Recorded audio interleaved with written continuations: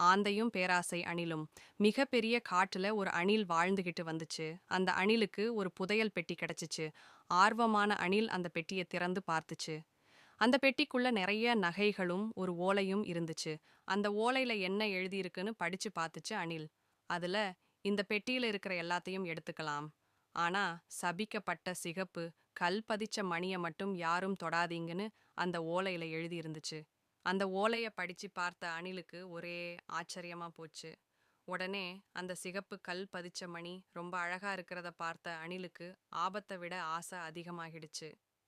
ஓலையில எழுதியிருந்த கடிதத்தை பொருட்படுத்தாம அந்த சிகப்பு கல் மணிய தன்னோட கழுத்துல கட்டிக்கிட்டு நினைச்சுச்சு. உடனே ஒரு பெரிய தங்க வளையத்தை எடுத்து தன்னோட கழுத்துல மாட்டிக்கிடுச்சு.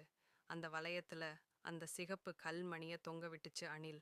அந்த மணியோட தான் ரொம்ப அழகா இருக்கிறதா நினைச்சுச்சு அணில். அந்த மணியோடையே காட்டுக்குள்ள சுத்தி வந்துச்சு அணில். ஆனா அந்த வளையம் நாள் ஆக ஆக சின்னதாகிக்கிட்டே வந்துச்சு. கொஞ்ச நாள்ல அந்த வளையம் அணிலோட கழுத்து இருக்க ஆரம்பிச்சிடுச்சு. அப்பத்தான் அந்த ஓலையில எழுதியிருந்த எச்சரிக்கை அந்த அணிலுக்கு ஞாபகம் வந்துச்சு. அடடா, பேராசையால மிகப்பெரிய தப்ப செஞ்சுட்டமேன்னு அணிலுக்கு அப்பத்தான் புரிஞ்சுச்சு. உடனே பக்கத்துல வாழ்ந்துகிட்டு வந்த புத்திசாலியான ஆந்தை நண்பர்கிட்ட போய் நடந்ததை சொல்லுச்சு. அணிலாரே, என்ன காப்பாத்துங்க, இந்த வளையம் என்னோட கழுத்துல இறுக்கி மூச்சு கூட விட முடியலன்னு சொல்லுச்சு. நடந்த தப்பு எல்லாம் அணிலோடதுன்னு புரிஞ்சுக்கிட்டு ஆந்தை யோசிக்க ஆரம்பிச்சுச்சு. டக்குன்னு அணிலுக்கு ஒரு யோசனை வந்துச்சு.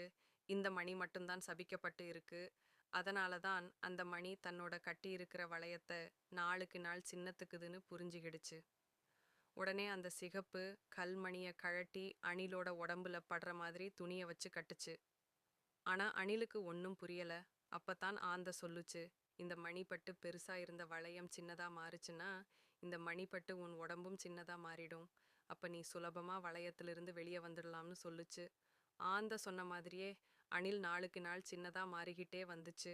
ஒரு நாள் அந்த வளையத்தை விட சின்னதா ஆனதுக்கு அப்புறம் அந்த வளையத்தையும் மணியையும் கழட்டி போட்டுட்டு ஆந்தைக்கு நன்றி சொல்லுச்சு அணில். குழந்தைகளா, பேராசையால அந்த அணில் எவ்வளவு கஷ்டப்பட்டுச்சுன்னு எல்லாருமே தெரிஞ்சிருப்பீங்க இல்லையா? மீண்டும் இது போல ஒரு நல்ல கதையோடு சந்திப்போம்.